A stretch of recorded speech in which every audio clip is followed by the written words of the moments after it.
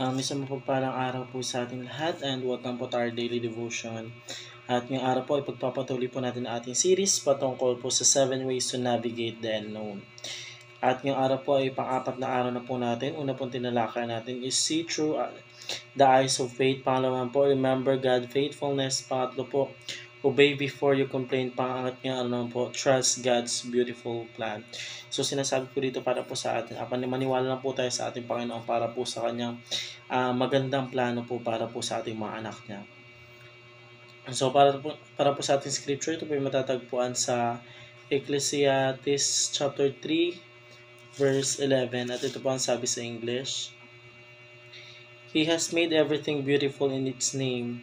He has also set eternity in the human heart, yet no one can fathom what God has done from beginning to end. Ito naman po ang sabi sa Tagalog po. Ginawa niya ang bawat bagay na maganda sa kapanahunang niyon. Nilalagay rin niya ang walang hanggang sa isipin ng taong gayunman hindi niya malaman ang ginawa ng Diyos mula sa pasimula hanggang sa wakas. So yun po yung ating Bible verse po para sa araw na ito. Dumako naman po tayo para po sa ating katuruan. Una, God is the grand author of history.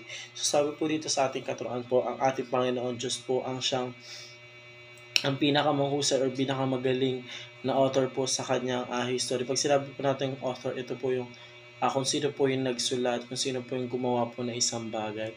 Kasi unang panahon po ang ating Panginoon Diyos pa lang po siyang nag-iisa po dito sa langit po at siya po yung pinaka-grand author po ng lahat po. Lahat po ng mga pinanggalingan po sa kanya po nagmula. So, sinulat po ng ating Panginoon Diyos lahat ng kanya nasaksihan dito po sa mundong ibabaw. At isinulat niya po yun sa Biblia po. Gumamit po siya ng mga tao upang isulat po ang mga nais po, gusto po ng ating Panginoon Diyos. So, pangalawang katuruan po, God makes all things beautiful in His time. So, ang oras po ng ating Panginoon Diyos, ginawa niya po maganda po ang ating mundo po. Nung bumaba po ang ating Panginoon Diyos dito po, nilinis na po yung mga tao po dito. Pinamunuan niya po yung mga tao po dito upang makakilala po sa ating Panginoon Diyos. Ang ating Panginoon Diyos po ay may pinagaling po siya noon nandito po siya nasa lupa. Ginagawa niya pong maganda po lahat ng bagay po dito sa mundong ibabaw po. Kaya tignan na lang po natin ang ating mundo po, napaka-perfecto po kung ito po ay titignan mo po sa labas ng ating mundo po. Kung ating po sisiyatin yung earth po natin is napakaganda po. So, God makes all beautiful in His time po. So, pangatlong katuruan po, God does not reveal everything to us. So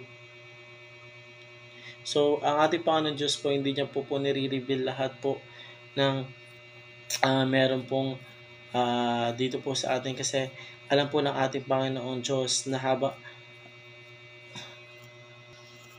kapag nilabas po kasi lahat po kagad ng ating Panginoon Diyos, parang wala na po tayong igagawin po dito. Pero ginawa po ito ng ating Panginoon Diyos para tumayo po tayo sa ating sarili. Hindi lang po dapat naka po tayo sa ating mga parents. So, God does not reveal everything to us. Kasi alam ko po, balang araw po, sasabihin din po ng ating Panginoon Diyos po lahat po ng mga bagay po dito po sa ating mundo ibabaw. So, yun naman po para sa araw nito. Maraming salamat po sa pakikinig.